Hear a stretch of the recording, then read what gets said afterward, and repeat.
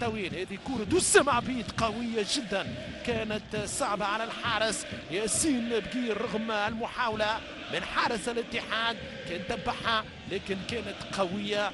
ياسين الشماخي وسام عبيد حركي في مباراة اليوم، وكرة خطيرة وراسية والهدف الثاني جول جول جول جول جول جول جول جول جول.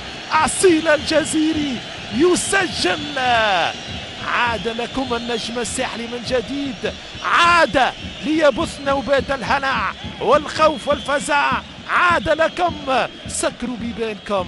سواحلية زاد مين عالدوري ناويين.